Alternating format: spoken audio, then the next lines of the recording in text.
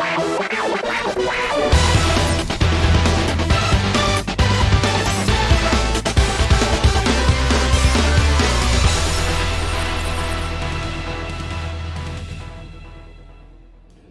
you guys, what's up? This is Brandon, and this is my review of The Santa Claus 2, starring Tim Allen and the other actors' names I don't know, but it's that one lady from Lost, and also the kid who plays his son. Also Spencer Breslin is in this movie. Other than that, I really don't know. It was directed by Michael Lembeck. I looked up his director stuff, like stuff he's directed. I mean, he's directed The Tooth Fairy. If that tells you anything, he directed The Tooth Fairy. The Tooth Fairy. And he also directed this movie.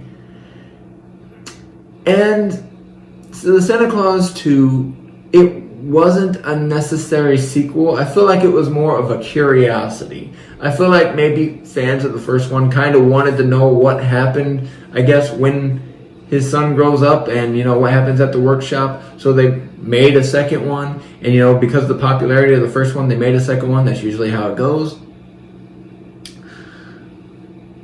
And I don't hate this movie, but I don't absolutely love this movie either. Because this one, Santa Claus 2, this time in the clause, there's a second clause.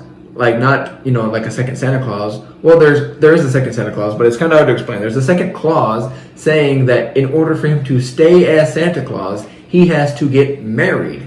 And nobody told him this for the entire time he was Santa Claus. They wait until the final 28 days before Christmas to tell him that he has to get married. Who in the heck is running this place, man? Like when in the first movie, when Bernard read over the entire contract, but just forgot to mention that, oh yeah, you're going to have to get married eventually. Didn't say that. They say it in this one. I would have been pissed. I'd be like, are you kidding me? Are you kidding me? Come here. Bow! It's like, you forgot to tell me that I have to get married, and I've been doing this for 8 years, and all of a sudden, in the last 28 days, I have to get married? It's like, seriously? It just felt like it was something to create a plot for this movie. So he has to get married, but also his son is also on the naughty list, causing trouble. So he's got to deal with that. So in order to deal with that, he creates a clone of himself, a toyish version of himself that runs the North Pole while he's down, trying to look for a wife and control his son to get his son back in order and not get in detention all the time.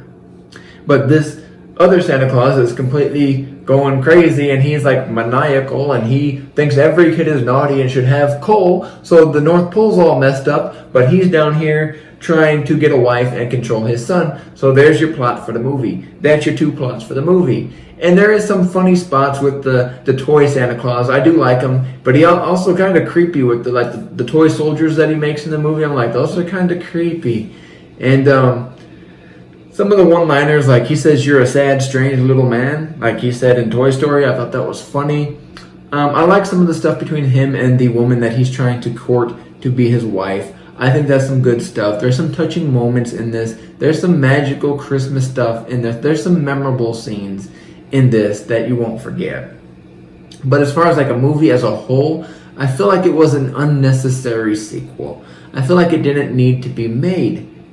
And I'll definitely be saying that on my next review for Santa Claus 3, but this is Santa Claus 2. But I do like the stuff between him and the woman he's trying to marry.